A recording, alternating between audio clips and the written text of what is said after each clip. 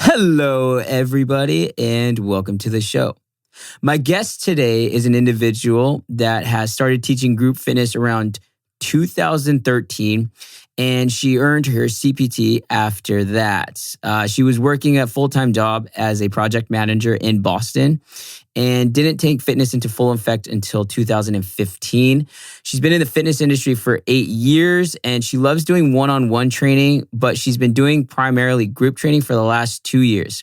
She's NASM certified, Precision Nutrition Level 1 certified, has her certifications in the TRX, ACE, Health Coach, RRCA Running Coach, AAFA, Group EX, and Orangetheory's certification. Please welcome my guest, Meghann Martin.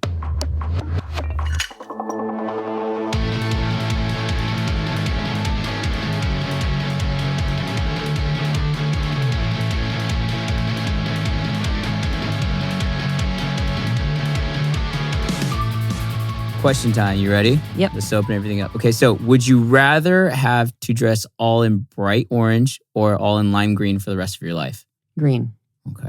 Would you rather have the same phone forever or the same haircut? Haircut. Okay. Wait, does that mean I have to get it cut? No. I'm just Would you rather work for a boss you hate but make good money or work for a boss that you love but make minimum wage? Boss I love. Ooh, good answer. Would you rather vacation in the mountains or at the beach? Beach. Would you rather be stranded in the jungle or in the desert? Jungle. Would you rather get your paycheck given to you in pennies or never be able to use cash again? Never be able to use cash. Okay. I never use cash. Me neither. Oh, some people do. Would you rather play chess or checkers? Chess. Yeah, okay. Would you rather be able to breathe underwater or fly? Ooh. Underwater. Breathe underwater. There's a lot down there that no one's seen. That's actually a good point. Yeah. You'd be able to reach destinations that we've never seen before. Yeah. Oh, good answer. Would you rather break out in controllable dance every time someone hums or never be able to sing again? I wouldn't mind not singing. Would you rather marry the hottest person alive or marry the smartest person alive? Smartest. Ooh. There's a lot of people on Instagram that would differ. I have to be able to talk to someone. I don't want to stand there and stare at someone that has no substance. Right? Okay, would you rather have to wear sweatpants for the rest of your life or never be able to wear sweatpants again? Sweatpants for life. Okay. Would you rather invent a new gadget or discover a new species? Species. Ooh, okay. Would you rather always have a song stuck in your head or always have an itch that you can't reach? Song. Would you rather share your house with a family of rats or live with your parents forever? Rats aren't that bad. I had pets. I had pet rats when I was growing up. Really? Yeah. Oh, I can't stand those guys. I loved them. They were great. Really? Yeah. Did you name them? Of course. Like they were pets. Who doesn't That's name their true. pets? But that's okay. That's a domesticated right? So that's different. Like you get at a store. If you got this big old thing that's running through your house in between your cupboards and cracks in that's like a different story. There are ways of containing that. Oh, it's true. Yeah. Would you rather change jobs every few years or keep one job for the rest of your life? Depends on the job. That's a hard one. Yeah. Yeah, that's true. I agree. Would you rather know all the secrets of space or know all the secrets of the ocean? Ocean. Okay. Would you rather have the legs of a frog or a head of a fly? Oh, this is the internet. I think legs of a frog. Okay. Would you rather have every movie spoiled for you before you watch it or not to be able to watch a new movie until it's been out for a year? Not watch until they've been out for a year. Okay. No spoilers. Would you rather meet your favorite fictional character or your favorite musician? Ooh, musician. Okay. Would you rather never stop growing taller or never need to sleep? I'd like to not have to sleep. Yeah, I think that's mine too. Yeah. Like if I had a decision, I'd probably not sleep too. You get a lot more done. Oh yeah. Well, I posted. I don't know if you saw. I posted an Elon Musk quote, and I kind of get where he's saying. Where it's like you have a person that will work 40 hours a week, right, a 9 to 5, and then you have a person that will work 80 hours a week or double that. That person will get twice as much done in the amount of 6 months than that person in 40 hours would in 6 months.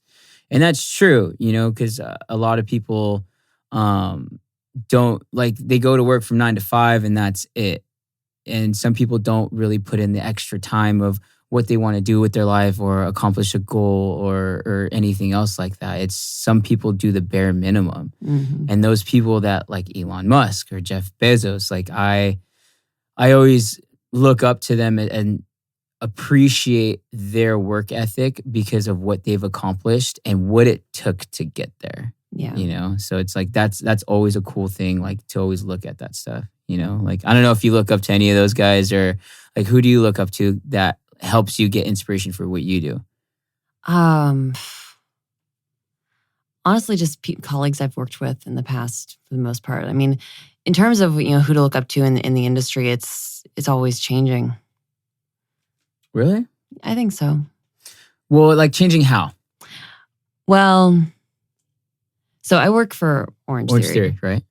And there were certain things that the head of corporate did during the beginning of the pandemic that I really don't agree with in terms of how they handled their employees. Before, it was like, this is a great company. They're on top of things. They're doing amazing things. Like they're staying relevant. They've stayed relevant for 10 years. They're growing. And then it was, they handled some situations very poorly. And it's like, oh, well, I'm not going to look up to them anymore. Well, are you allowed to explain those situations? No. Okay. You don't really know something, like you don't really know who that person is or who that company is until something like this actually happens. And then it shows everybody's true colors and what everybody's actually about, especially corporations and bigger companies like Orangetheory Fitness, OTF, Fitness 19, LA Fitness, Equinox even, Oh, yeah. So like Equinox, they fired every single employee, but the people on top stayed. Mm-hmm. That's the only way they can keep their money, and it's kind of sad. I'm happy that it happened, but it's also sad because people got the shittier end of the stick. But then it showed the company's true colors and how it's actually run. And do they actually take care of their employees, or does it look good when they're doing good? Yeah. How is the company doing when they're doing bad? How is everybody being treated? And that's just not on a corporate level. It's on a private level too. I work for a private gym, and luckily I have a good enough boss to where the pandemic happened and we still did everything. We're still doing everything in our power to make the company good. And, understandably with the pandemic, people have limitations as far as how many people can go inside a facility and stuff like that. But you got to make do with what you can. That's very true. How long have you been at Orangetheory for? 3.5 years. Are you still there? On a reduced capacity. I was the head coach and I stepped down because I actually start a new job Monday. Congratulations. PE teacher. PE teacher. Yeah. Okay, what school? South LA College Prep. Wow. Well, you're in Long Beach, so it's not bad of a drive, huh? No, not bad at all. Well, it's not actually not even driving because they're still closed down. It's all Zoom. Really? Yeah. So how do you do that then? Zoom with with kids and like PE? We're going to find out. Okay, so the kids I'm guessing they're in their homes or maybe at a park somewhere, right? They're in their homes because it's between their other classes. I've got 90 to 100 kids at once, which will be interesting. Wow. Yeah, I got them for 45 to 50 minutes. Mm-hmm. And there's actually like a curriculum that they're supposed to follow, which I had no idea about it. I know that they never used that when I was in high school. What's the curriculum? So there's a structure and there are standards that you're supposed to meet in high school PE 1, which is what they'd be in because I'm teaching ninth graders.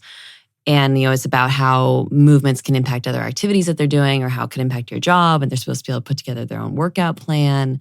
And they're supposed to be doing things independently and like focusing on improving movement. And we never did that. At least I didn't. Yeah. So it's crazy how much that aspect of the fitness industry has changed, because when I was in like middle school too, they would just tell us, today's basketball day. Yep. Today you're going to run a mile, see how fast you can run it. Okay. You can do something on your free time.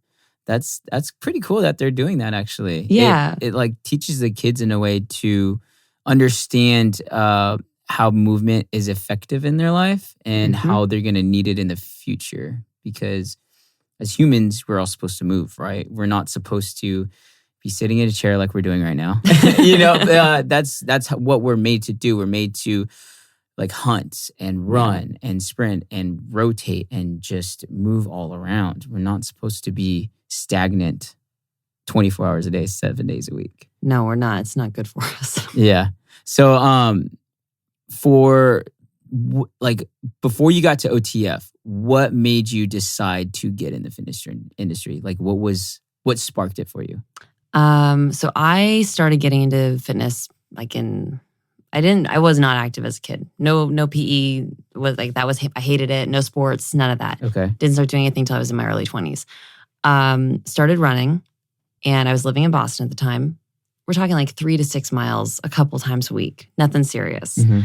And Boston Marathon's huge there. Patriots Day rolled around. And a coworker of mine who had no idea how long a marathon was. How long's a marathon? 26.2 miles.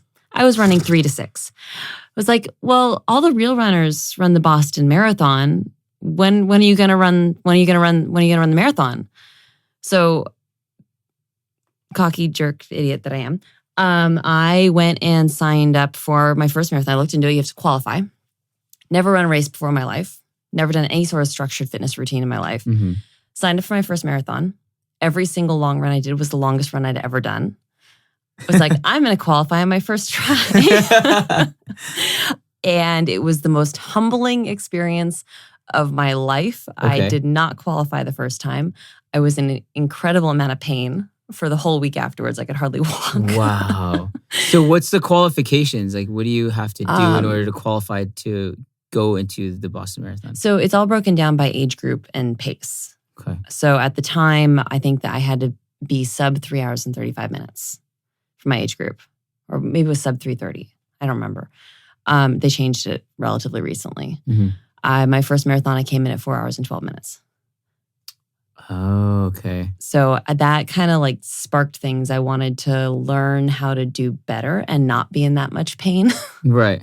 Afterwards, I started going to the gym, started taking some classes. One of my instructors ended up with polyps, I think, on his vocal cords. And I'd been going long enough that like I kind of knew his routines, and he asked me to help. And I was terrified. I was very, very reserved. Nervous. Very, oh yeah. Yes. And I loved it. So started looking into certifications and just kind of snowballed from there. And then when I moved down to New Orleans in 2015, I went full time. Wow, New Orleans. Okay, Mm-hmm. what brought you down to New Orleans? Ex-husband. Oh, okay. Okay. That's a section we will leave out. No, but yeah, you said you've been everywhere, right? So from Boston to New Orleans, where did you go from there and then came back to California? I was in New Orleans for 4 years and then came back here. Oh, wow. Okay. And yeah. Did you miss California when you were gone? I wanted to move back about a year after I left initially. Okay. And I don't know how I ended up in Boston for 11 years.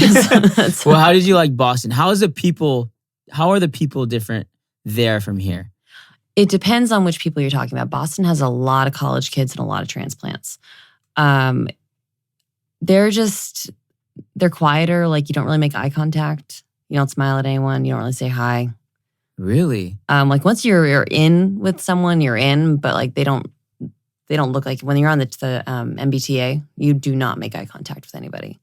What? Why? That's kind of weird. They just don't. Really? Yeah.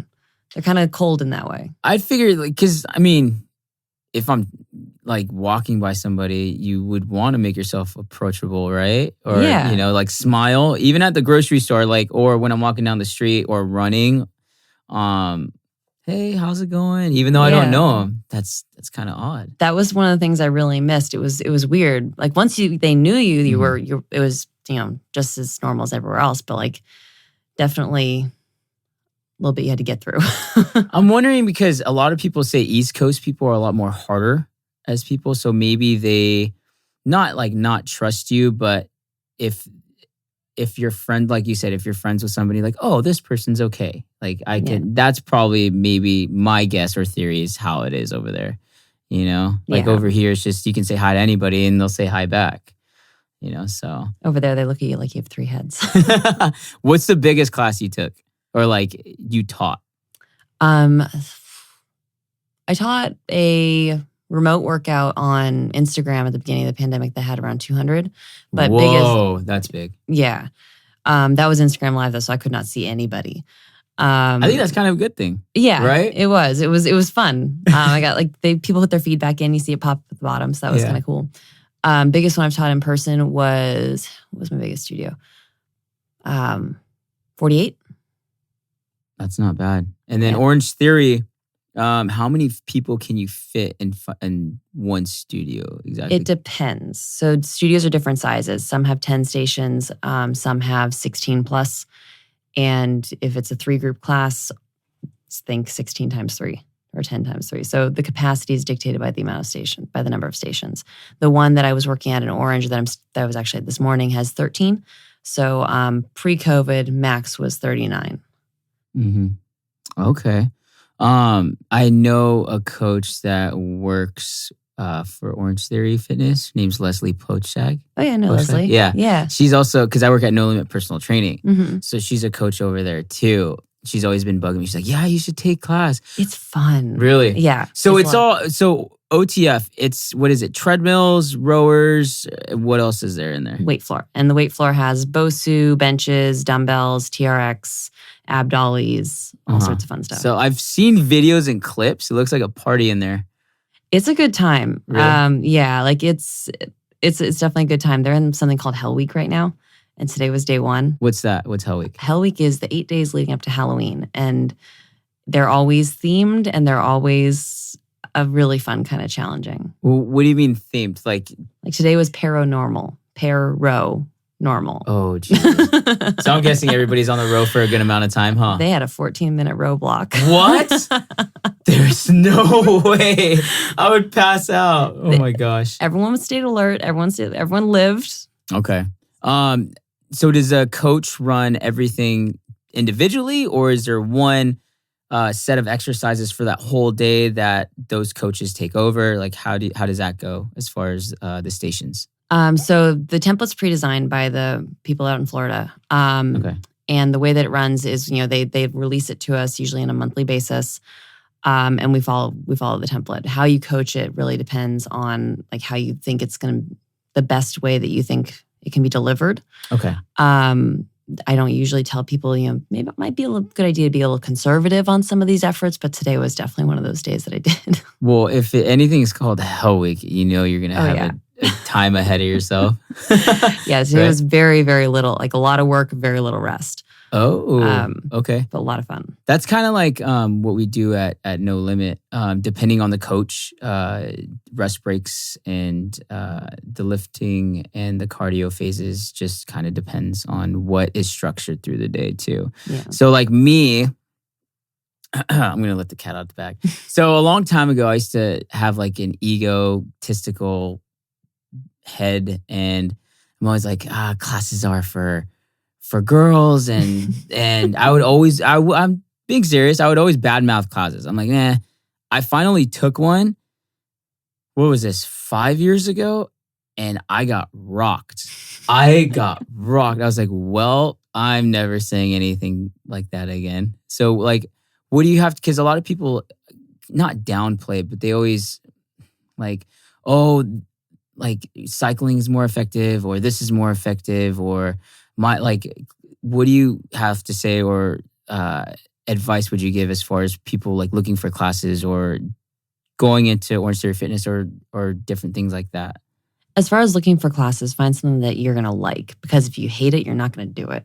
Right. And that's true across all of them. I think that I like Orangetheory because it's well-rounded. You have the cardio and you also have the weights. Spinning's great, but it's just cardio.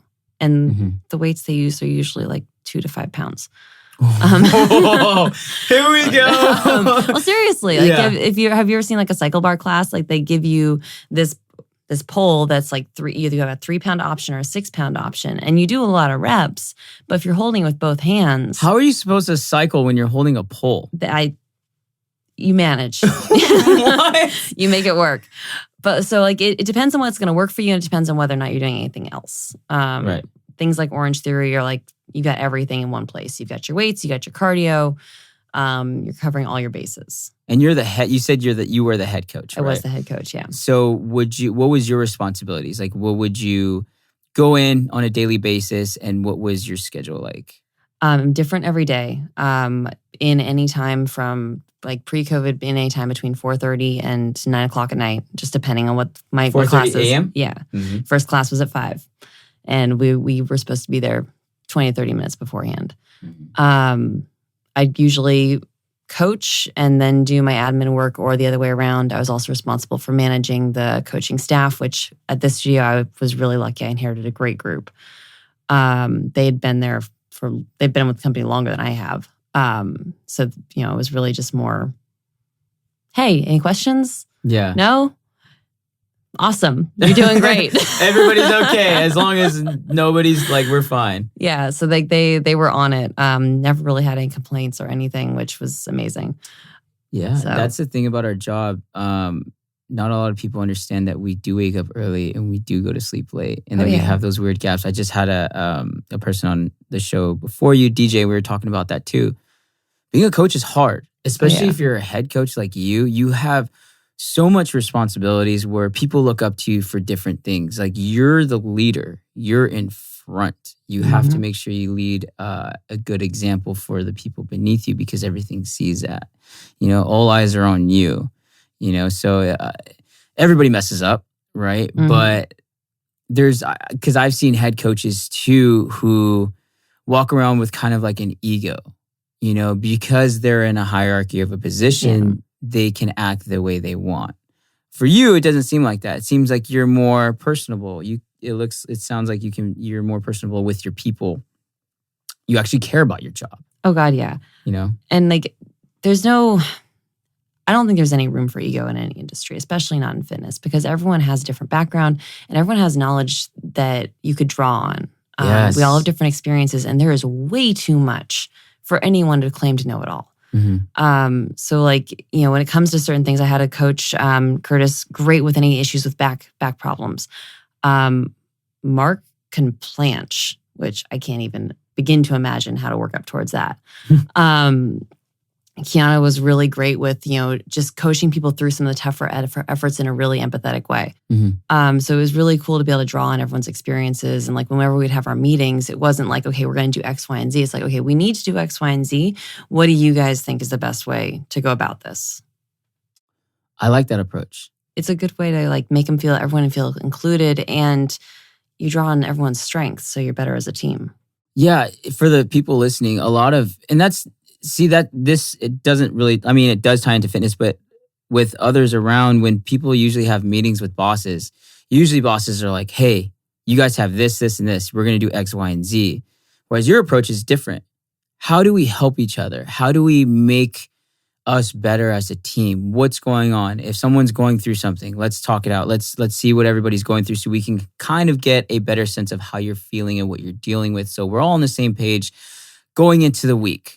And I think that's a really good approach to it, especially as a leader, as being a head coach. Like, I applaud that. And not a lot of, I've met people that are like that, but I feel like a lot more people could use that as well, instead of dictating their employees of what to do and how to do it, because there's more than 1,000 ways to skin a cat, right? Yeah, absolutely. There's many ways to get stuff done. But if you're going to sit there as a leader and tell your employees to do this way, you never know. Somebody might have a different opinion, and that might work out in the long run better for the company. Yeah. So that's good. What do you feel like as a head coach? Do you feel like there's a lot of pressure on you, or since you've been in it so long, do you feel like you've kind of gotten used to having all eyes on you and setting the example for everybody at the studio? There can be a lot of pressure, just depending on how it works and what your ownership is like. The franchises all kind of handle things a little bit differently. At the one in New Orleans, we were held responsible pretty heavily for our numbers. If our closing percentage wasn't above 75%, we were kind of in trouble. Okay. Here, the franchise owner was a little bit more focused on the member experience than on the actual selling part, which was nice. I like that. Yeah, absolutely. I should clarify, when I was talking about Orangetheory not handling things well, I was talking about corporate, not the local franchise owner. Let's just clarify. Let's clarify that. The local everything. Ownership is awesome. They're amazing. But yeah, like there's always pressure with a job like that, but it wasn't overwhelming. I've had jobs that are worse. Okay. And I think that too, what you just said, focusing on the members and the clientele that's coming in, taking care of them instead of focusing on numbers. Because a lot of times corporations like that, right? They like to focus on who's coming in, how many signups did you get today, who is coming in for a free consult, can you convert them into an automatic pay? It's like they're people, they're not numbers. Yeah, we need to treat them like human beings. Like these people have a life. They go to the grocery store. They probably have families, brothers, sisters. They all do the same things we do, you know, and it sucks and it's sad to see. And it's not with the fitness industry. It's with everybody else. People don't get, or people forget that we're human. We all have emotions. We all have feelings. Some days are better than others. And a lot of times the gym is everyone's sanctuary. So they come to the gym to have fun, even if it's a drop-in for one session. Oh, yeah. And they just want to check it out. You have to make sure that you make their session worthwhile at the end of the day, because our goal as coaches or PE teachers is to make your day better than when you came in, you know. And I highly applaud and highly recommend others running things like the way you guys do, you know. So like now that you're a PE teacher for these kids, do you feel like that's more of a responsibility that you have to do? Or is it kind of the same and falls into the same categories as Orangetheory? I think it's kind of the same. I think the challenges with it are going to be a little bit different. Because they're kids. They're kids. They're ninth graders. I've only dealt with kids once before. Like I have younger siblings, but you know, that's a little bit different. I coached cross country for a season for 5th to 8th graders. So these kids are a little bit older than that. But it'll be interesting to see what the challenges are. I hated PE. Apparently, most of these kids like it. Really? Yeah. So that could be a good thing. Okay. Now, are you gonna write up workouts for? I already did for the whole quarter. Everything is done, huh? Everything's in templates and everything's ready to go. See, that's another thing too. It's with this whole pandemic, everything's on Zoom. How do you feel about not being interpersonal with people, or not as much, and not getting that personal like reaction or high fives or giving someone a fist bump, or like all that stuff's gone? The in-person is definitely big. I'm actually a bit of a germaphobe, so I was anti-high five before all this. Okay. All right. All right. If you think about it this way, so say we could fit 40 people in a class before COVID. Say you're teaching 5 classes. That is almost 200 hands that you are touching. You don't know where those hands have been. True. It's actually a really good way. Yeah. Okay. You got me thinking a little bit. No more high fives for my classes. But like the in-person stuff, it's you can't replace that with Zoom. You can do the best you can. It's better than nothing. But it's definitely gonna be hard to form those connections. And my biggest concern with all this is like, how do you fix form via Zoom? Like you don't have the hands-on. You can't like tell someone how to pinch their shoulder blades. They don't know how to do it. You can say whatever you want. They're not gonna get it. So that part will be interesting. Yeah, and I think a lot because social media and stuff came out too, right? Like, okay, it came out a long time ago, but kids in the younger generations are having a problem with engaging with society because they're always on their phones, right? And now the pandemic thing happened, so everybody's on technology a lot more than normal. So there's been spikes and surges with like Instagram, Facebook, and TikTok and Snapchat and stuff like that. So people aren't engaging in person anymore. Nope. And I think that's one thing that this pandemic has shown as well. We're relying more on technology and talking with people via Skype or Zoom or FaceTime. And we'd rather do that than to hang out with them. And I think that's kind of the sad part because we're losing our human interaction skills. You know, like face-to-face is important. You can see someone's emotions through somebody's eyes. You can tell if somebody's happy. You can tell if somebody's sad. You can see that. FaceTime maybe, but it's a lot harder because it's through a lens. Yep, exactly. So I'm old school. So I've never trained a client via Zoom or anything else like that. I've always liked to train them in person because that human interaction you can never replace. Yeah. I don't know. Where do you think things are going now? Like, do you think we're going to start doing more Zoom or like more people interaction? Like, what do you think? I think that Zoom is here to stay. I think there's still going to be a lot of stuff that goes that route. Like Peloton, that exploded during the pandemic. And a lot of places are looking at how they can go that route. I think the Equinox was already working on something that they ended up releasing a little bit early. I have no idea how that worked out for them. I know Orangetheory is working on something. They'll have a virtual component permanently. So I think that there's a realization that a lot of people may not necessarily want to come back to in-person. If they do, I think that one-on-one and small group is going to go back up and that classes are probably going to drop off a bit. Yeah, see, that's frustrating. Like, understandably, everybody's different, right? So if you don't feel comfortable coming in, but then reiterating on what you said in form and function and movement of whatever exercise you're doing, that's going to be a lot harder to coach and teach because you can tell somebody, hey, pinch your shoulder blades back. Well, what does Meghan mean? Yeah. What does that mean? If their shoulders go up, their shoulders go down. Like So it's like you can't be behind somebody's like, oh, you see how your shoulders move here? Well, I want you to go here. Oh, I got it. Whereas Zoom, it's like you got to do the best that you can. Not all of the time it's going to work though. Yeah. I just hopefully everything will go back together, but this did make a change in society as far as where we're headed in the technology world. Like you did, it, like what you said about the Peloton, it exploded. Into a huge virtual training thing now. So everybody's going to be at their home doing like burpees and crunches and all that stuff with a virtual trainer, right in front of them. Yeah. So besides PE and working with kids, you're still at Orangetheory part-time, correct? Yes. And then are you doing anything else on the side or what else are you doing? I was leading some outdoor classes. A friend of mine owns Orange County Farm Supply, and she was kind enough to let me use her empty parking lot in the back. So I had a whole setup back there for the last couple months. I might still do some of that once I get a better sense of what my schedule is going to look like. And then I also signed on with something called Fit House, and they're a mobile personal training company. I've heard about that. What is that, Fit House? I'm still learning. But essentially, they do all the selling, they do all the booking, and they're just like, this person, here's the address, here are the times they want. Can you do it? Yes, no. When can you do the assessment?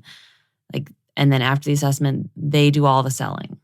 You give the recommendation, you tell the client, you tell them, and they handle all of it. So Fit House is essentially like a training Uber. Yeah. Okay. That's crazy. I've never thought of that's insane. How did you get in touch with these guys? I found an ad for them on Indeed, of all places. Really? They've been around for 4 years. I'd never heard of them. What? Yeah. So you drive your own car to the client's house. You bring your own stuff. Okay. Yep. And they find that person for you. Yeah. Right? Yep. That seems legit. Yeah. That actually seems pretty cool. Okay. And then the other one you said, Outside Farmhouse, where's that located? It's in Orange. Okay, and then you're just running classes there? Yeah, I was doing classes there Tuesday, Thursday nights, and then both Saturday and Sunday mornings. Probably won't do both anymore because I want days off. Or a day off. One day off would be nice. Yeah. You work 7 days a week currently? Not right now, no. Okay. But I've fallen into that many, many times. Yeah, it can get overwhelming at times. I'm currently at that state where I'm working 7 days a week, and sometimes I wake up, I'm like, wait, what day is it? You get your days mixed up. Sometimes I hit a wall. I'm not going to lie. I do hit a wall, but it just, you need a day off sometimes. Yeah.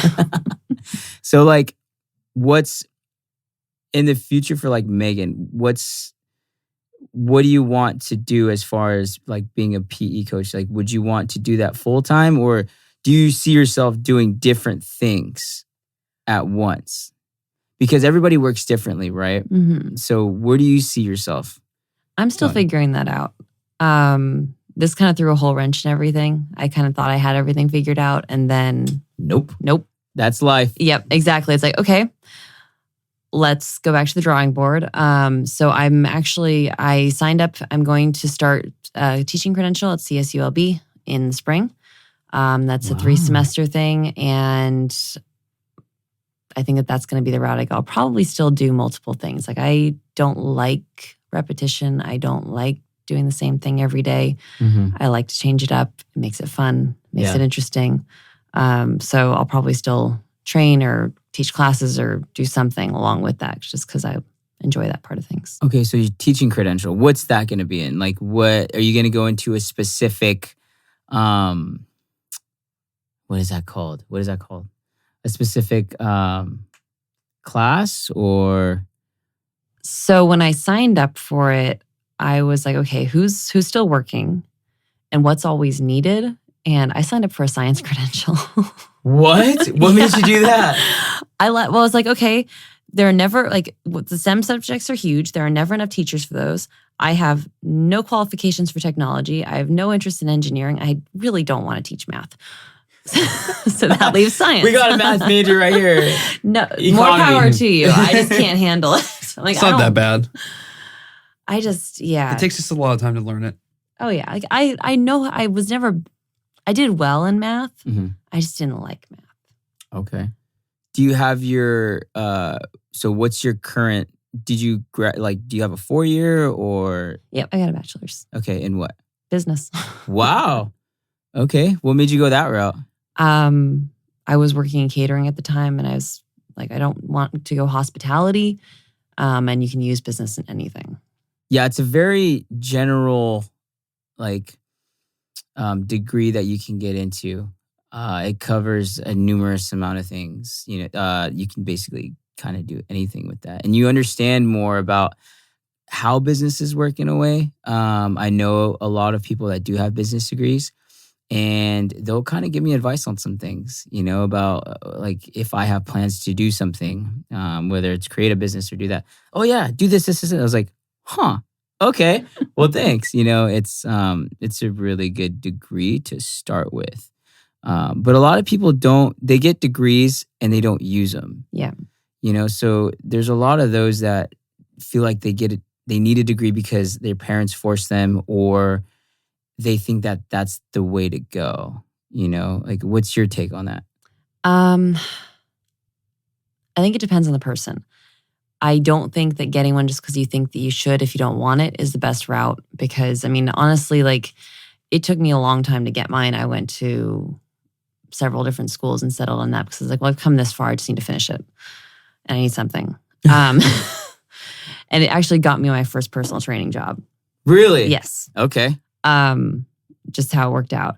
But as far as it depends on what you want. And, you don't have to have a degree to do well in life.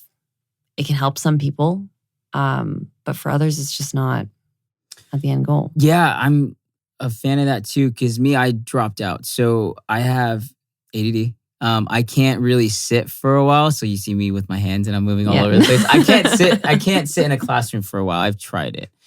And that wasn't really the way to go. I learned more when we were doing labs in kinesiology, when I was doing kinesiology and we were in labs for anatomy and physio. I would do great. But anytime we were learning stuff sitting down on paper and pen, I would do horrible with. So I think I agree with you, just depending on the person, they kind of need to figure it out for themselves and then see where you need to go. Because there's a lot of people in debt too. Oh God, yeah. You're 6 figures in debt, and what are you going to do with a sociology major or a history major? Understandably, if you want to be a history teacher, you got to get your teaching credentials as well. But it's sad seeing that, and I know people that have done that. They have degrees in something, and they're doing completely different of what they have a degree in. Yeah, so it's just for me. I would recommend for the listeners, just do what makes you happy. Don't do what your parents are forcing you to, or don't do it because your friends are doing it or peer pressuring, So I just, I'm all for I would rather have somebody, if you love something, then do it. And you're going to have to work your ass off no matter if you have a degree or not.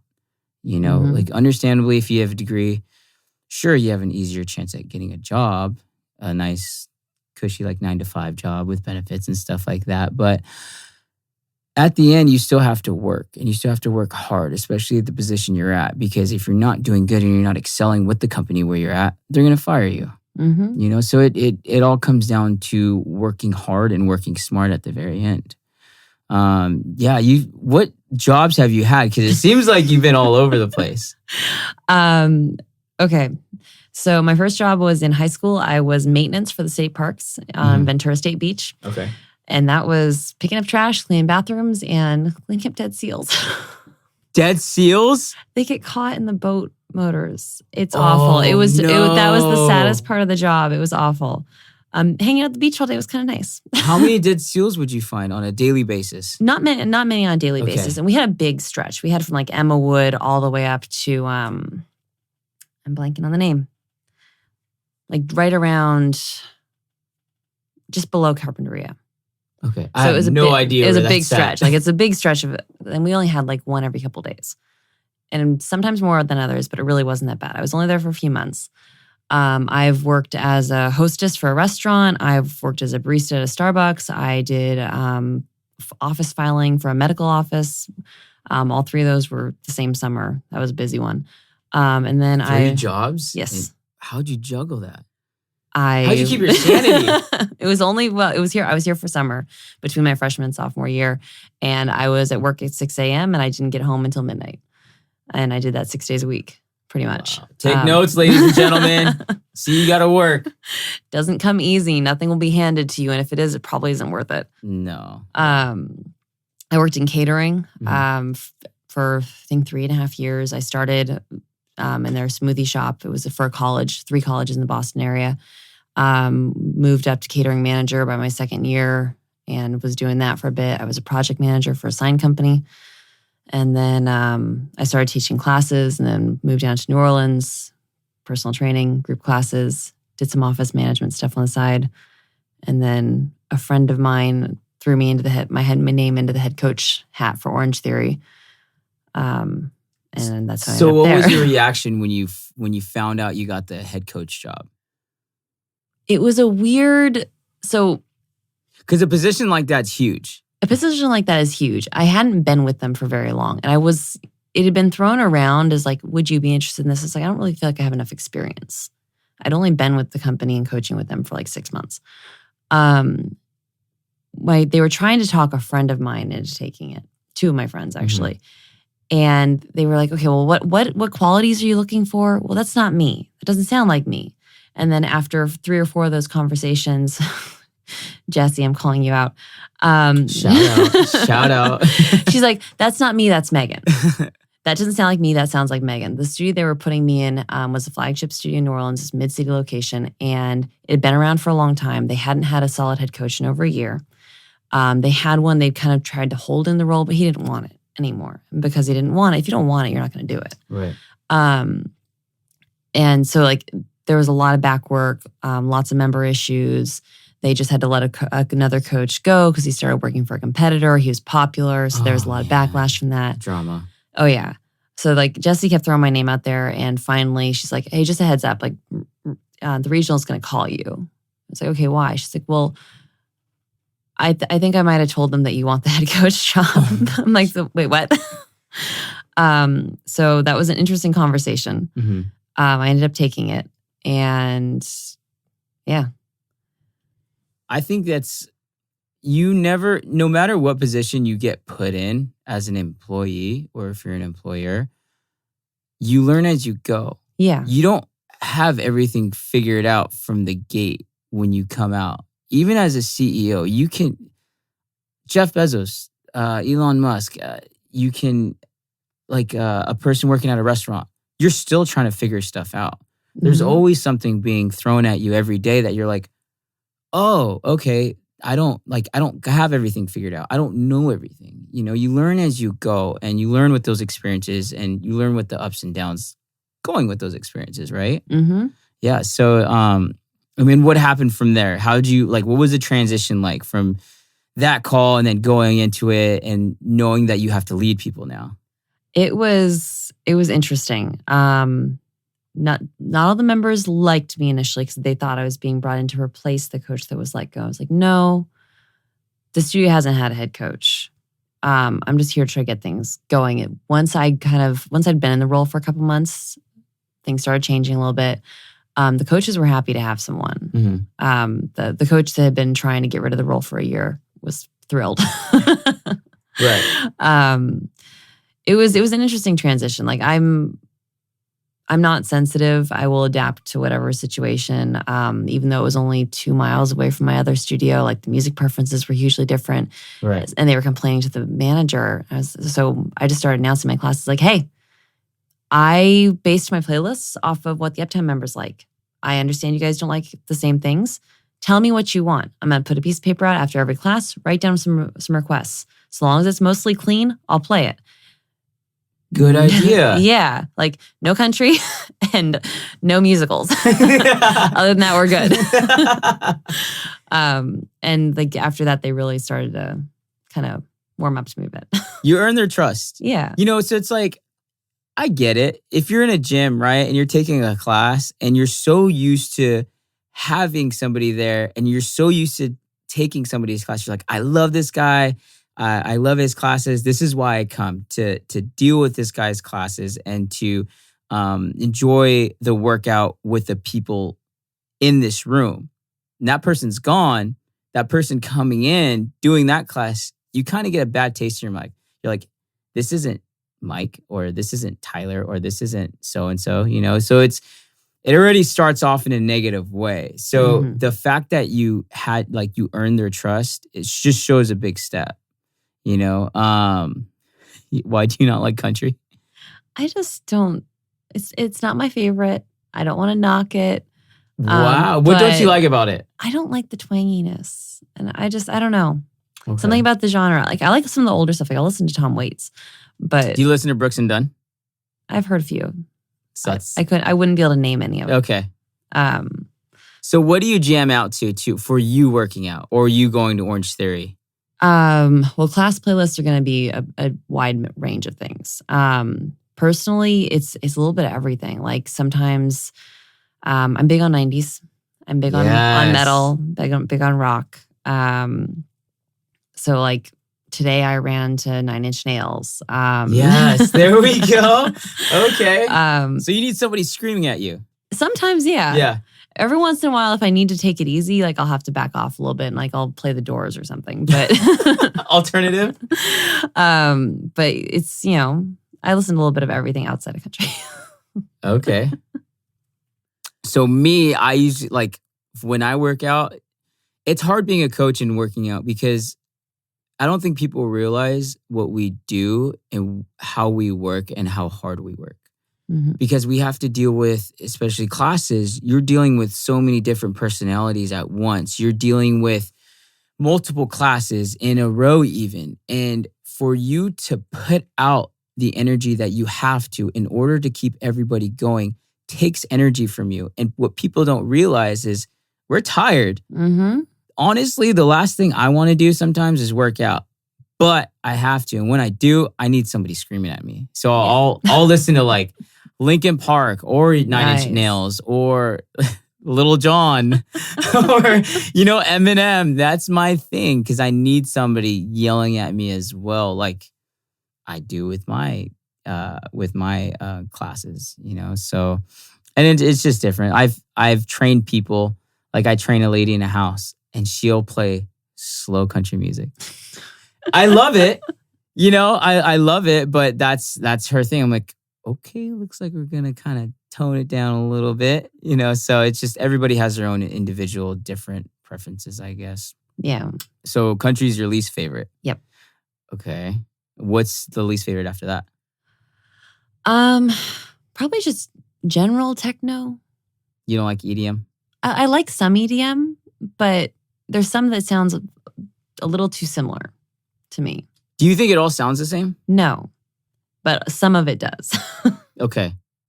Because there's a difference, right, between you have techno, and you have trap, you got dubstep, and then you have like trap step or something like that, right? But like I totally get and agree with you that some stuff I'll listen to and I'm like, wait, did I hear this song already? It sounds just the same.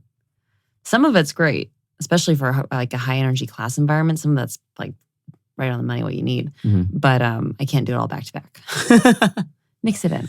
Right. Do you work out with some of the people at your facility, like at Orangetheory Fitness? Like, do you jump into some of the coaches' classes too? I did before. I don't know if that's going to happen much now, but that's part of the head coach job. That's what you did. It's the best way to observe a class is to take it. Okay. And then also give constructive criticism at the end. Yeah. Hey, this sucked. No, I'm just kidding. They call it a treat sandwich. So you start with, sandwich. You did this really, really well. Might need to work on this. And then you finish on a positive. I've heard that. It's a really good way to give feedback. Yeah. So I've heard, I didn't know it was called a treat sandwich. That's what my boss now calls it. That's awesome. No, that's what we do too at our facility. Well, it's kind of the same thing. Like, hey, you did this really well. Or even with clients, you know, or people. You could take this out into a real world situation. You did this really well. We might want to work on this though, but this is also improving, which will help this. You know, so it's like compliment and then let them know what's going on and then compliment at the end. I think that's a very good structure too, to give feedback to somebody. Because you don't know. A lot of people, especially nowadays, everybody's kind of sensitive. So you kind of have to be careful in a way of how you deliver your criticism, because that person might not be able to take it the way that you pictured it. Yeah. You know, and I'm sure you've learned that as a head coach as well, right? Oh, yeah. Like different personalities as coaches and the way you deliver things might not be what you've expected of the coach.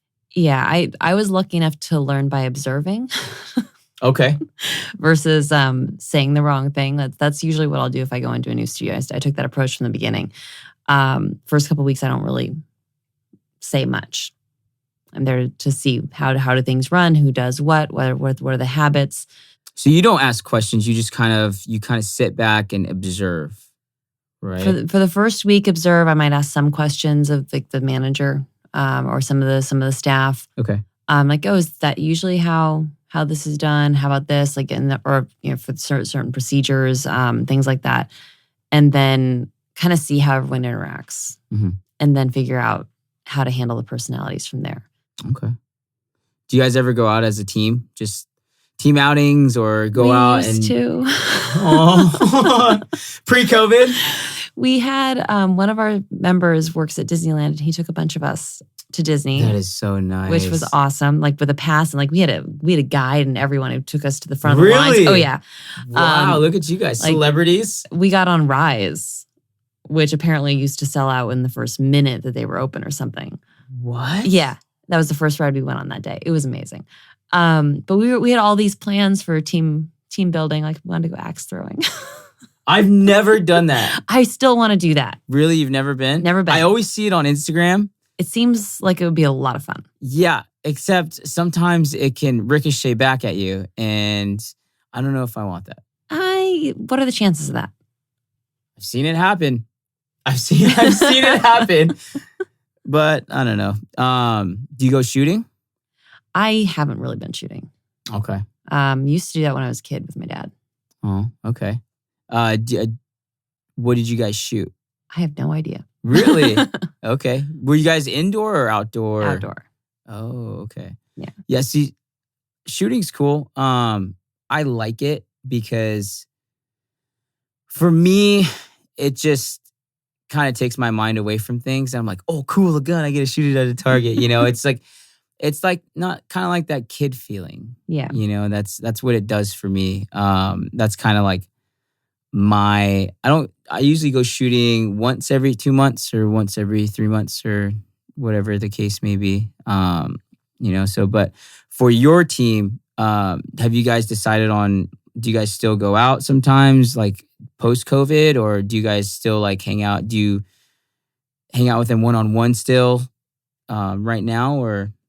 They just reopened. So things have been kind of weird. When did they reopen? Last week. Whoa, that's soon. Yeah. Okay. Yeah, they've been closed down since July 13th, I think. So reopened a week ago on Friday. And a lot of the team is kind of split. It's like a lot of them aren't coming back, which, you know, they got other jobs, same as I did actually. So I get it. We still try to hang out and stay connected, but it's definitely been a little harder. Isn't that like sad? You know, it's if you think back in high school or junior high, you have this core group of friends, right? And you get along. But then something happens and you get older and you grow older and you see yourself start to detach apart and go into your different route in life, you know? And it sucks because I had friends in high school and we would like be a crew together and go ditch class and stuff like that. And it was like the tipping point was like high school when everybody graduated and this person went here in life and this person went there in life and this person went there and that. But it's like you always remember the good memories and who you guys were as a group. You know, like it's funny how life works. And I mean, you meet new friends, you know, obviously. But yeah, it's crazy how life works that in different ways as far as that. You know, what was it? Pre-COVID, a long time ago when I used to work at No Limit too, we had a core group of people and we would like hang out or like LA Fitness, Roscoe. Like I met this guy at LA Fitness and we had a core group of people and everybody just started going their own ways in life. We're like, okay, I guess this is what we have to do now. You know? Yeah, it's always kind of sad when that happens. Try to stay in touch, but... Well, you could do the best you can, but understandably, everybody goes their own way in life. And that's just a part of growing up as a human being, where everybody is not going to always do what you want to do. You kind of have to still go your own route, and then you meet people along the way. Yeah. You know, it's one of the good things about life and meeting friends and meeting new people all the time. And that's why I love classes too. Like I'm sure you meet new people every day, you know, and that's why I love my job too. You have new faces, you have old faces that you see every day. You have people that know you, people that know, like they can call you, they have your number and you become friends with, you know, like it's such a beneficial job to have because you're always giving as a coach, you know? So like, how do you feel about that? Like always just meeting new people and seeing the same old faces. Both are awesome. Like being able to have an impact on somebody's life is always amazing. But like getting that connection is, you know, second time we reopened now, like getting to see everyone again. How are you? How's your family? They had like one of my members had a new baby at the beginning of the year. I was like, how's your baby? Or somebody adopted a puppy. How's your puppy? That stuff is just incredible. Like that interpersonal connection it's priceless. Yeah, especially if you see somebody, that emotional response. You're all jolted. You're like, hey, how are you? I missed you. Like, how have you been? You know, like you can't take that away. No. What's the most, because you said you've done one-on-one training and then group training, right? So I don't know if you've had this, you probably have, where a client reaches a certain goal that they've never would have expected to meet and you get emotional. Oh, yeah. So give me a couple of stories about that. Okay, so I've actually got ones from one-on-one and group. Okay. I had a woman run her first mile without stopping in an Orangetheory class. And Really? She got off the treadmill in tears and she was so proud of herself. I was like, what's wrong? Why are you crying? And she told me and I broke down and it was great. I'm very proud of her. And then like I've also had this is a good one. So I trained this woman briefly. She won a 10-pack at a raffle. Okay. At first studio I was working at in New Orleans, mid-60s. And she's like, you know, fixed income. She's like, I never would have sought out training, but I've got 10 sessions. Let's make the most of this. So because she wasn't looking for it, it took a little bit of digging to kind of like figure out what she could get out of it. Was not into fitness. She was healthy, but not particularly active. Like she'd go for walks or things like that, but that was really the limit. And it had always been that way. Okay. So during her first session, I was kind of trying to, you know, talk to her, learn about her, figure out what we could do to benefit her most in these 10 sessions. And she she was like, you know what? There actually is something. I was on a boat on Lake Pontchartrain with my husband, and I knelt down to take a picture of something, and I could not stand back up on my own. I had to get help. She's like, I could not get back up. And she's like, it was calm that day. We weren't moving around a whole lot. So I really, if we could work towards me being able to do that, then that'd be great. So that was our goal. And everything was very, very basic, simple movements, just building blocks type things. And I would send her home with stuff to do and she would actually do it. Wow, that's rare. Because that rarely happens. Oh, yeah. And right before her last session, she came in with a giant smile on her face.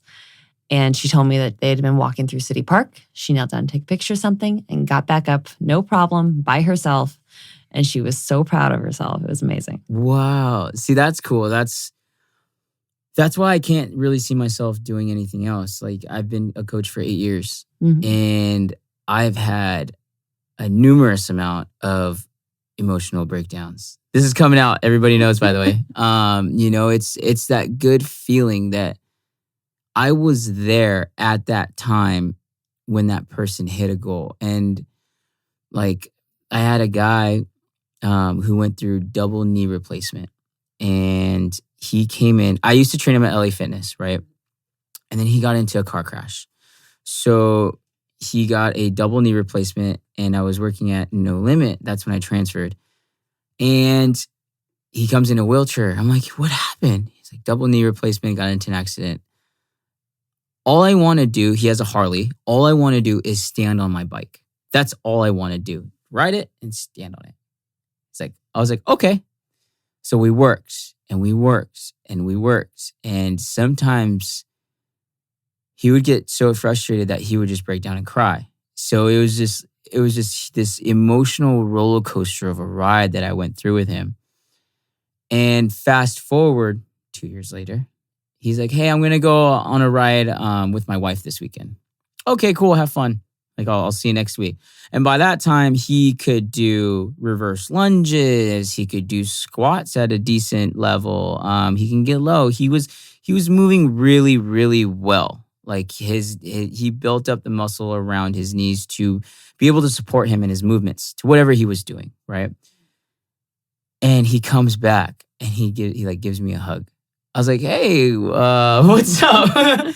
He's like, I just want to say thank you. And I was like, for what? He's like, you remember how 2 years ago I told you, he's like, all I wanted to do was stand on my bike?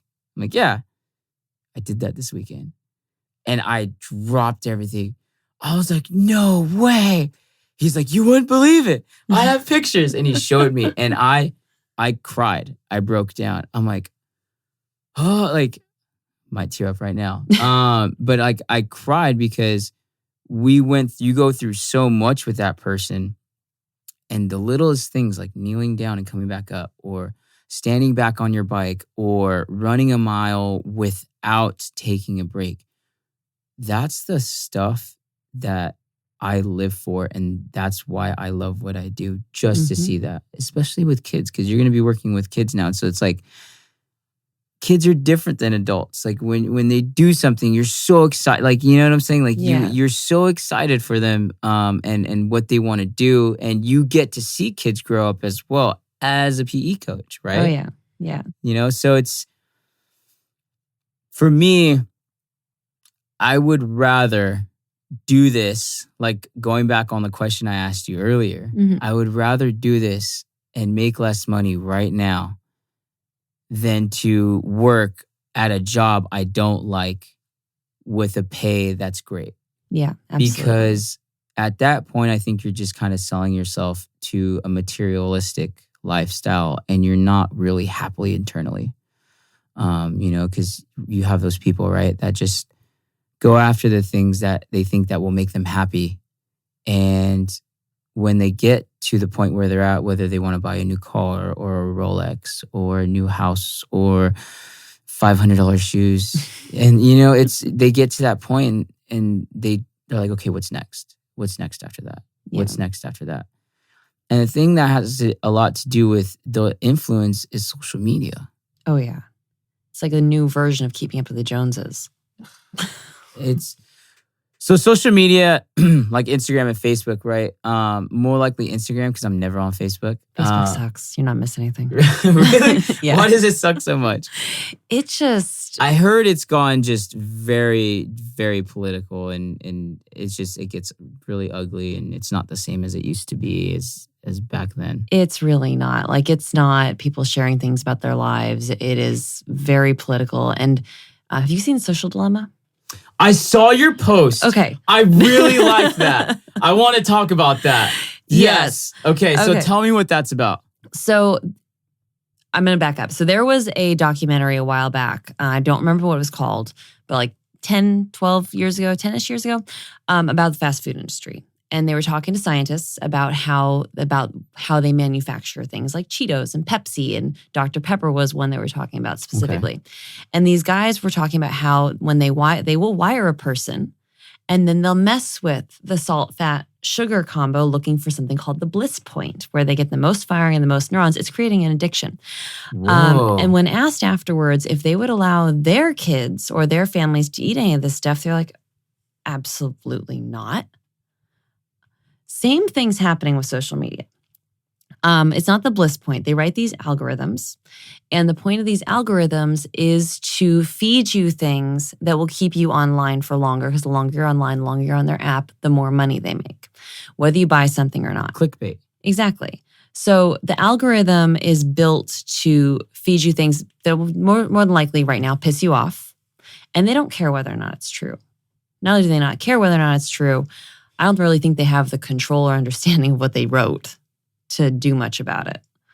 Like there was something in the documentary about how like 70% of what's shared is fake. What? Oh yeah. More fake articles that are fake are more likely, so much more likely to be shared than anything that's true. I wouldn't doubt it. Oh yeah. Because people want something inflammatory. They're more like, that's how those stupid YouTube videos. Right. Of people like claiming to be experts in things that are in their basements and haven't seen the light of day in 10 years are getting more popularity than what, actual scientists that are studying things are saying. Isn't that crazy? It's nuts. Well, it's kind of like the Yelp thing. So I'm going to kind of tie that in where you look at a place, right? And you'll most likely look at all of the bad comments first before you look at the good comments, because that's how we're triggered. That's how we're wired. I've done that. Roscoe's probably done that. You have probably done that. We're all human. We've all done that. Oh yeah. Recommendations. So just sort by date. Yeah. Look at them by date. Look at the relevant ones. That's true. But you're absolutely right. Social media has gone through this downward spiral. It's not how it used to be when it came out in 2001, where you're just sharing photos. Everything's now just, it's all bad. It's usually hate. It creates hate. You have people on both sides bashing each other. You have hate, and it's sad to watch. For me, it's not human. It's not who we're supposed to be as a country. We're okay. You have a different viewpoint. That's fine. I still love you and respect you. We're still friends. There's none of that anymore. There is crazy. None of that. Nobody is I'm not saying nobody, but there are few people that are very level-headed nowadays, or there could be more, but we just don't see it because social media portrays all of the negativity and hate to make you watch it more. Oh, yeah. And it's sad to watch. I'm like, this isn't how we're supposed to be acting. No. Like I posted something the other day on my story where there's a kid, he was holding a Trump flag, and there was a guy, he was holding a Biden flag. And they were both shaking hands, smiling at each other. And I'm like, where is that? Where is that? Because mainstream media on both sides are clashing, like Clash of the Titans, and it looks like a superhero movie where it's bad versus good. I'm dead serious. No, you're not wrong. It looks like the Marvel Avengers episode. And I'm like, what is going on here? Lower production value. So that they actually address that. So they have a graph that they show you that has Democrats on one side, Republicans on the other, and it shows common ground. Right. And so they started, I think it was 10, 15 years ago, and then they show where it is now. And you watch as they go through the simulation, you watch the common ground disappear. And it's because of that clickbait. It's because of these algorithms that just feed you things that feed your worldview and don't expose you to anything else. That's why, like, I have family members that are on the other side of the aisle than I am. They do not understand what I'm talking about, and I don't understand what they're talking about because we're not seeing anything in the common ground. The articles that are being fed on both sides are solely to reinforce our worldviews and piss us off. But that's creating a divided country, and that's not what we need, and that's not what we should get. Because first off, how is that productive? It's not. To the United States. How is that going to get stuff done? It's not. If anything, production's going to go lower, and all of this hate and possible civil war or whatever that's going to happen is going to come up just because of people that are on top of corporate empires pushing that negativity, pushing that hate because they're feeding the fire. They're feeding the fire. And it's until a little spark happens that everything just explodes. And it's sad. Like, I have family that's on the other end as well. For me, I can consider myself a neutral person because if you explain something to me, I will take it in and I will try to understand it. Sometimes I'm like, well, here's why I don't agree with it because of this. A lot of the times the other person will say, well, I agree on this. I'm like, that's okay. That's totally fine. I still love you. You are my friend. You are my brother. You are my sister. You are my mom. That's totally fine. I still have that love for that person. Just because I don't agree with you doesn't mean I hate you. Yeah. And that's something that we're kind of going down on a downward spiral as a country too is, hey, this person doesn't agree with you. You should hate them. You should go on the other side and do mean things or bash them. And it's like, that's not what we're supposed to do. No, most issues are not black and white. There are some that are literally. Right. And those are dividing factors. But there are so many issues right now where there's so much more in the middle. Like, we don't operate in a society that is all on one end of the spectrum or another. There's always more to it. And, if you look back, like before social media or when Facebook was just starting, before all this kind of developed into what it is. MySpace started. Okay. I actually went and got my login back on that. It was still active. No way. Oh, yeah. It's gone now. Tom, I miss you. Tom, MySpace, bring it back wherever you are. Things were so much easier with MySpace. There was no political divide. Yeah, you clicked on your profile, you had a screen, you had a little, I don't know, a background of some kind, and that was it. Yeah. Oh, well, maybe selecting your top 5 friends could create problems. But yeah, in terms of politics, like, it wasn't as divided. Like, there were still differences, and like there always will be, but it wasn't as to what the degree is now. Exactly. The thing that I am worried about is the kids. Like, when you're talking about being a PE coach, what are the kids looking at? What are the kids seeing their parents do? Kids are led by example. Kids don't know any better. They're more susceptible to peer pressure by their friends and what they see from their parents. The way they act is how their parents act. And why they act that way is how their parents act. And it's a reflection of the parents, right? So I'm more worried about, okay, the parent is acting this way. What is that kid saying? And how is that kid going to grow up? That's just creating a domino effect of negativity. And it's going to keep creating that domino effect of negativity all throughout life, getting worse and worse and worse and worse through generation after generation. That's more what I'm worried about. Yeah. Like, we're adults. Some adults I think more adults should be understanding and be level-headed, but that's not the way the world works, But some adults that I associate with, they're pretty level-headed, and we don't see eye to eye, but we agree on things. But it's sad to see what's going on and how the kids are going to grow up in this society with what's going on. Oh, yeah. And especially with growing up with that social media and not having the benefit of not having had that their entire lives. See, we understand that, right? Because my first phone was when I was in high school, and I had a singular wireless pay-as-you-go phone. That's what my mom bought me. The whole reason why I had that phone is to call my mom after school or after practice. Hey, mom, I just got out. Can you come pick me up? Click. Because the longer I stayed on, the more minutes I used. The more minutes I used, the more I got charged. Yep. So that's what we got brought up in.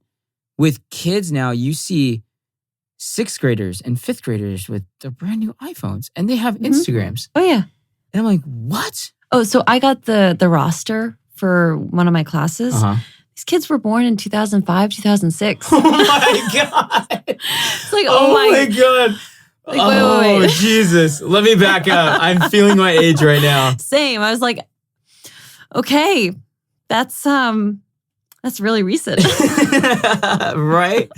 Well, we're in 2020, so they're 15 years old. I mean, because I was born in 92. So I'm a 90s kid, and it's changed. It's changed from the 90s to now, and however, even like cartoons and shows and the stuff that's being put on TV now, like you fast forward 30 years or 25 years and it's like, what? Like if you were to put me in, like if 90s, right? If you were to get somebody that's 30 years old in the 90s, put them out for 25 years and they wake up, they're probably like, what the heck did I wake up to? They still have those old car phones. I don't even think, we didn't really have flip phones early 90s. We still had those ones that looked like little wireless phones. Pagers. Yes, my grandpa had a pager. He still has one. It doesn't work, but he uses it just to have like memories of it. And he still has, I don't know if you know, those old school Motorola phones, the yellow ones. You go, and then you can call or you can ring somebody. Yeah. Like he still has that. It's just, it sucks too because kids now, I don't know if you've noticed it, they're not interactive with each other as much as we were. Like, I don't know about you, but I used to go outside. Roscoe, you probably did too. I used to go outside. I used to get my scooter, my Razor scooter, and go to my friend's house. Hey, is Timmy home? Can Timmy come and play? No, I'm sorry. Timmy's getting ready. We're actually cooking dinner. Do you want some dinner? Okay, sure. Call my mom from their landline phone. Hey, mom, I'm staying at Timmy's house for dinner. You don't have that anymore. Nope. Like, there's none of that. And it's sad to see. Like, you can have friends and still the parents won't trust your like their kid at your house or whatever the case might be. Everybody's a little bit more skeptical nowadays as far as that. Like, did you ever have that? Like, just go over to a kid's house and go out and play and just hang out as a kid? Yeah, absolutely. A lot of that. And you're right, it's gone. Like, it's weird. Yeah, right? It's just, I don't know. Now that I look at it and how I was, you don't see anybody really outside anymore. You don't see anybody throwing a football. You don't see friends going out and playing. I would come home from school. My mom would get ready and cook dinner, and I'd go outside and we played football for 3 hours. And my mom would have to come outside. So we'd play football until the lights turned on. My mom would have to come outside and be like, Alex, dinner's ready. Ask your friends if they want to stay over and come over for dinner. Sometimes they could, sometimes they couldn't. But no one does that. Everybody's more Facebook, Instagram likes, Instagram comments. Everybody's more about who's following me, who's tagging me. Oh, I hate this person, but I'm still following them. Like, wait, what? Why are you following them if you hate them? That's a huge thing too. I don't know if you noticed it, but I've ran into a lot of people where I'm like, oh, that person seems, I hate them. Why do you follow them? I don't know. Like, what? How does that make sense? Politics or just trying to stay in the loop, who knows? I think honestly, it's funny? If social media got shut down for a month, people will lose their minds.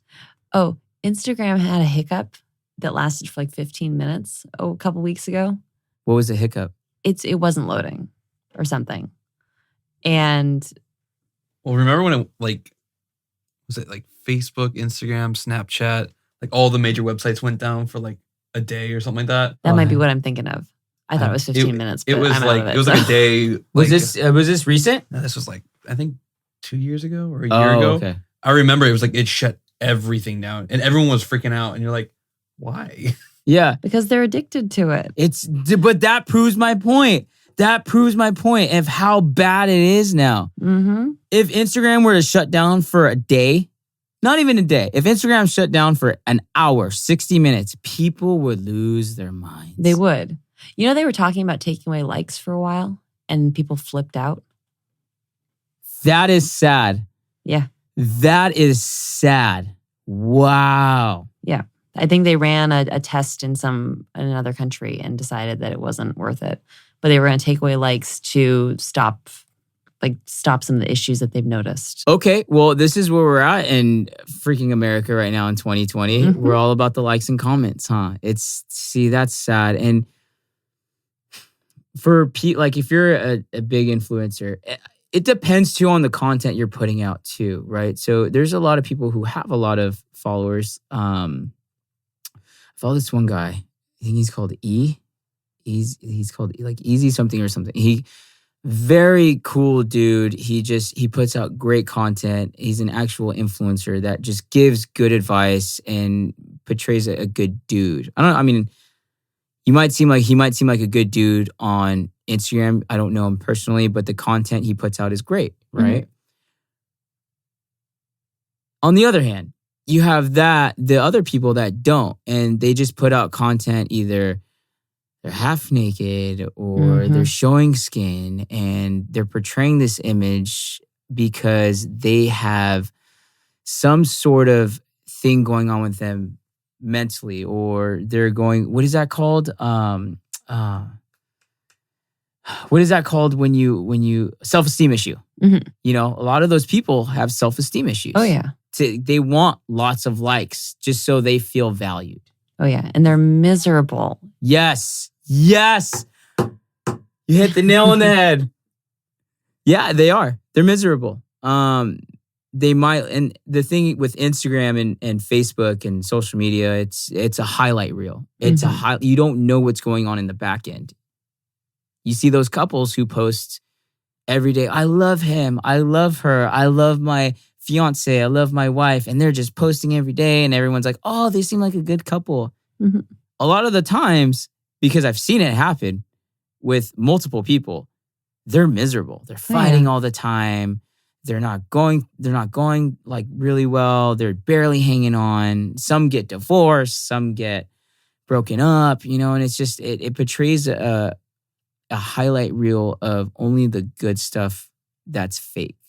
Yeah. Right? That's definitely true. I actually had this conversation with a former member recently. She's like, guys, all I see is people succeeding and I feel like I'm not succeeding with she was trying to get back into running. She just moved somewhere closer to the Mexican border. I can't remember what it's called. But she's like, you know, all I see are like all these people are doing so well. And I was like, well, you have to remember, Instagram is not real life. People put their best foot forward and then some. Like you're not going to hear about where they fail. You're not going to hear about where they struggle. They're not going to post that because it doesn't reflect well on them. The pictures that you see are probably touched up in some way, or it took 10 to 100 to get the right one, depending on how much. Well, seriously, depending on the person. That. Like you've seen that. You've heard about that. Where like someone will pose and like they'll take 200 pictures and they hate all of them. So that's just, who has the energy for that? I don't have time. That is BS. Yeah. So I was having that conversation of just, you know, you got to remember that what you see isn't reality.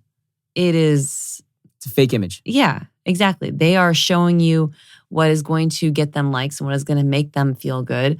And they're showing you what, you know, they're trying to show you something that makes them seem better than, maybe not better than someone else, because not everyone's vindictive like that. But, right. You know. I think that creates a lot of problems too with what you just told me about the member. It creates a lot of anxiety. Oh, yeah. Because I can look at, I used to do that when I was younger. I used to look at somebody and be like, damn, this person's killing it. Why am I not doing that? Why am I not where I'm at? I'm this age. I should be here with this person. All that does is create anxiety for the person. Mm-hmm. We're not all on a level, we're not all on the same level playing field. We all start differently. We all end differently, depending on how we start. Now, granted, some people get the crap end of the stick of how they got brought up. Some people don't. Some people get very lucky and fortunate in life. You have to work with what you have at that moment and do the best you can.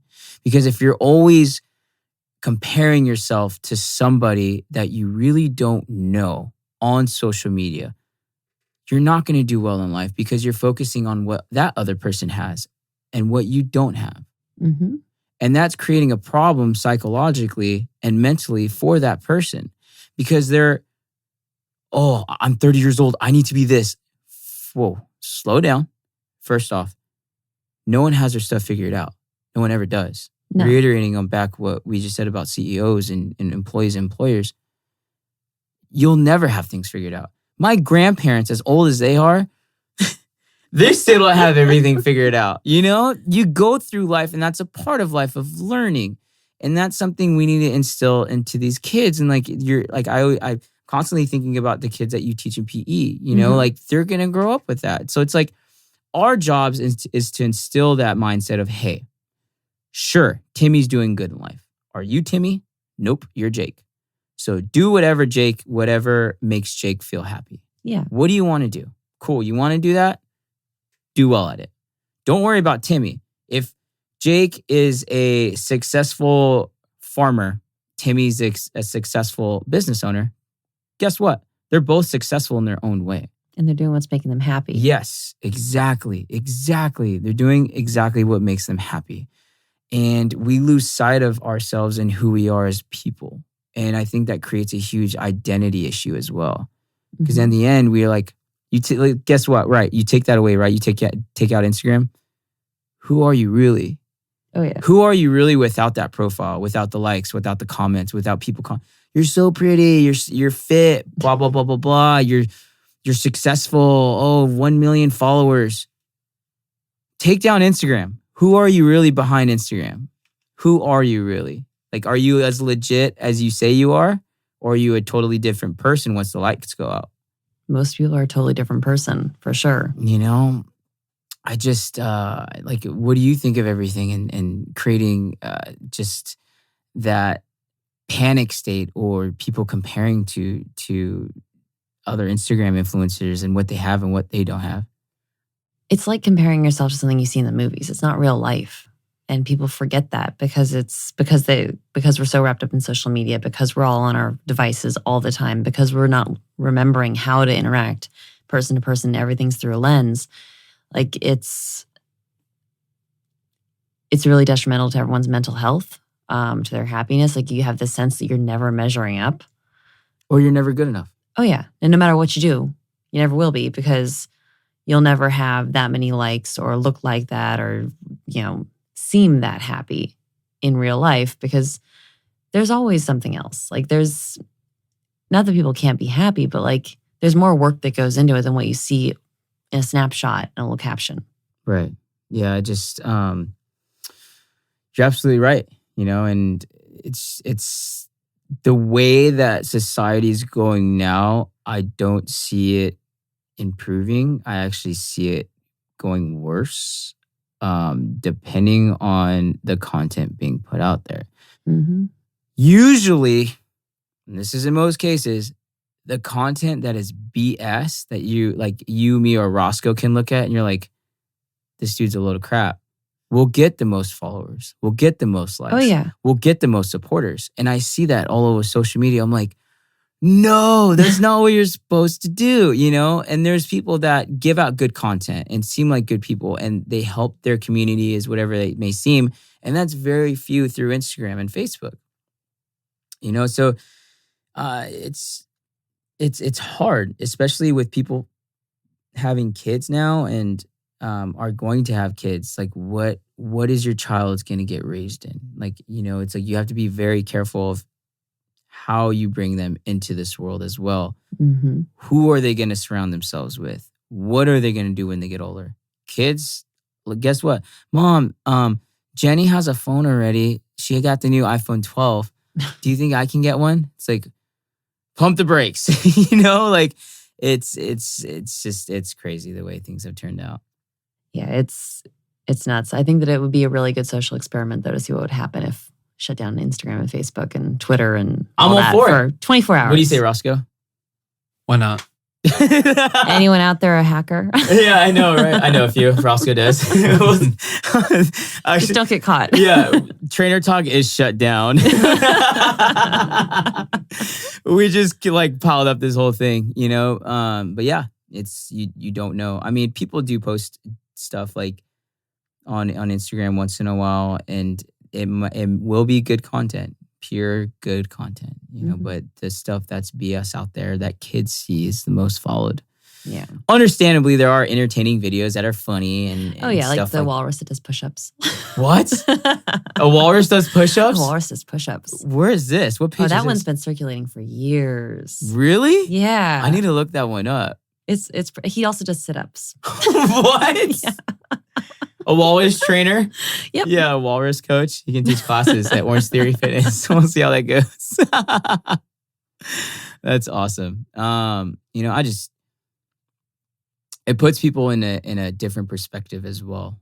You know, like maybe you've seen it, but over the course of time, I've seen some people I know change based on social media influence and the values that they think they should have based on what they see on their phone. Oh yeah. You know, like you've probably know a couple people like that, right? Oh yeah. Yeah. We're not naming names, of course, but No. like you like, what's your take? Do you give them advice, or do you just like what's your take on that? Depends on the relationship. Try to give advice. Try to encourage them to, remind them that it is a highlight reel and that it's not real, and remind them of their worth, and that their worth is not related to that. That's usually a big one. Yeah, even in couples, I've seen it. I had someone get mad that I had my relationship status hidden. He's like, "Well, I was trying to make it Facebook official." I'm like, "Oh, I'm sorry, I'm 31 years old. Facebook official? Are you kidding me?" Wow. It's like this isn't gonna work. Yeah. See, that's ridiculous, right? Because here we go. So I've dated a few girls that are like that as well, and I've learned as I got older that doesn't matter. Who cares? As long as you're loyal to the person, you don't lie, you don't cheat, you hold your core values. At the end of the day, you love each other and you're together. That's all that matters. You don't need, sure, a picture once in a while might be nice, but you don't need to post all the time for the other individual, whoever your significant other is. I don't think that stuff matters. And for people to complain about that is sad, because no, it shows that they feel undervalued in a way. Or not undervalued, it's just like a self-esteem issue. They don't feel validated unless they have that social media connection. The relationship itself isn't enough. Right. And Jenny posts pictures with her husband, and her husband also posts pictures with Jenny. It's like, well, Jenny and her husband fight all the time. We're over there for double dates. And this guy, you know what I'm saying? It's that huge glass wall that you just don't know what's happening behind that. Yeah, exactly. And it's not good for people. Oh, no.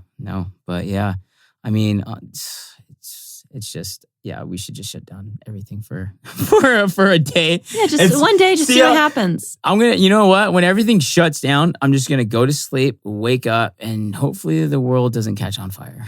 Watch, we'll wake up to the Purge or something. Oh my God. My grandma, because my grandma will freak out. My grandma has an Instagram. And I'm like, Grandma, what are you doing on there? Oh, just to see I'm like, oh no. It's really funny. My grandma has a Facebook. No way. It took a long time for her to understand that a Facebook post was not a private message. And she'll have I have my settings right now, so certain things don't go to her at all. Right. Because she'll have a full-on conversation in the comments. But sometimes rather personal. And she's in her 80s. Poor grandma. And at one point, awesome. when she first got on, this was the best. So there was I love dogs. Well, obviously I loved your dogs. Pitbull sitting in a flower pot, sunflower on his head, looking incredibly sad, and just says, "Fuck it, I'm a flower. I give up." So I share this, and I got a rant about how foul language is a sign of poor breeding. Oh my Oh, yeah, I was like, gosh. That wasn't a message to you. I thought it was cute and funny. Look at that poor dog's face. Right. And I'm just going to change my privacy settings. That is funny. Grandma's with Instagram, everybody, or Facebook. It's funny. I've seen that happen too. Like I've seen videos of, so my grandpa uses Instagram. Like he'll go on it, and my grandparents are older, so they're the type to where my grandpa comes downstairs.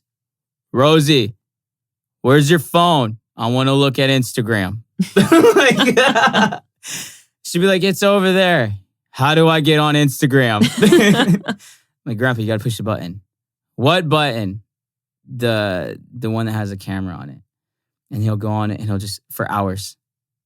Oh, yeah. And he'll go like this. I'm like, Grandpa, what are you even looking at? I don't know.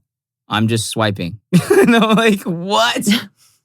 There's no end. It just keeps going. Yeah. A lot of people too just kind of, I don't know if you've done it mindlessly, just swipe through. Yep. And before you know it, 7, 8, 9, 10 minutes go by and you're like, oh shit. Yep. I could have done something with that time, you know? So we'll see what happens.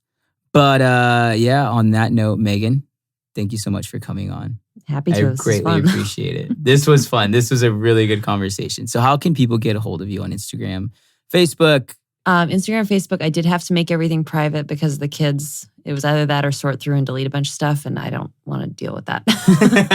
Right. But yeah, Instagram, Meghan Renee, and Facebook, Meghann Martin. All right, everybody. Have a good day. See ya.